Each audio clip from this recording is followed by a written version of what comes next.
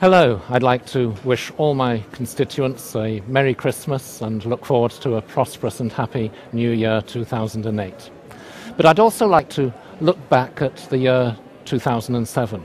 What have we, your MEPs, managed to achieve in the European Parliament?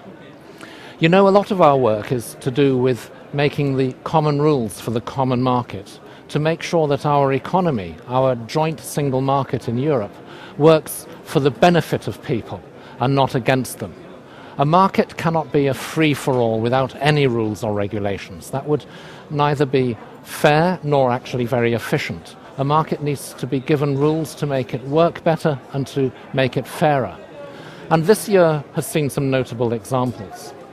We have seen, for instance, Microsoft, one of the world's biggest multinationals, being brought to heel by the European Union for failing to open its products to competition. It's actually doubtful whether any of our member states individually would have had the strength to take on Microsoft, but together at European Union level, we have successfully been able to do that.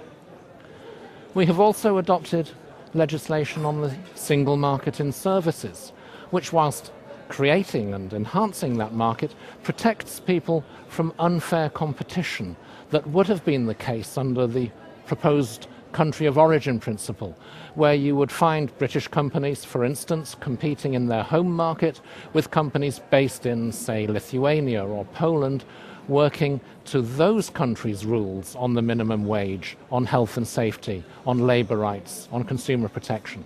That will now not be possible.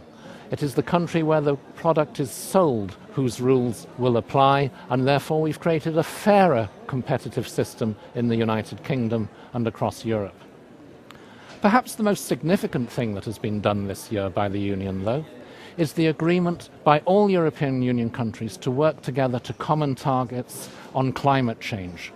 We've all agreed that by the year 2020 we will aim to cut CO2 emissions by 20%, and switch to 20% of our energy coming from renewable sources by that same date. Those are very ambitious targets. We will have to work hard to meet them. But my goodness, we will achieve much more by doing that jointly across the whole of Europe, that is the world's largest single market, don't forget, than we could possibly have done by working separately, or if Britain alone had identified these targets. By getting the whole of Europe to work together on that, we also have more leverage vis-à-vis the rest of the world to negotiate a better follow-up to the Kyoto Agreement so that the whole world starts to work together against climate change. Those have been three examples of how what we do in the European Union can help attain objectives that we can't so easily do just alone in our own countries.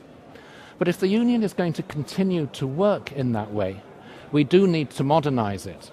We do need to streamline its institutions, the mechanics of the Union, so that it is capable of functioning as we enlarge. We now have 27 member states. It used to be 15 until 3 years ago.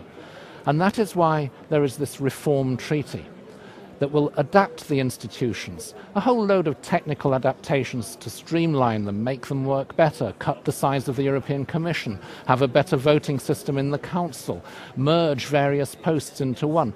Those are useful, pragmatic things. But in my view, there's another side of that coin. If the Union's going to work better, we must also make sure that the decisions it takes are subject to proper democratic accountability. And there the new treaty is very interesting. It provides that no European Union legislation can be adopted without first being sent to national parliaments for a prior scrutiny so that they can shape the position that their minister will take later in the Council of Ministers, then be subject to the double approval of the Council of Ministers, composed of ministers responsible to those very same national parliaments, and the European Parliament, composed of directly elected MEPs.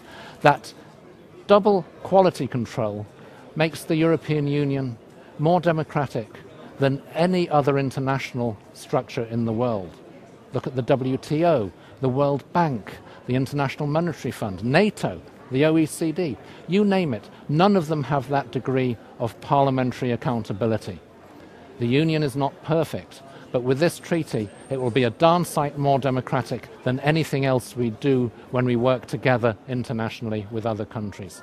That's why this treaty needs to be approved. That's why this treaty should be ratified, and I hope that 2008 will see all 27 countries agree on this new rule book for the European Union.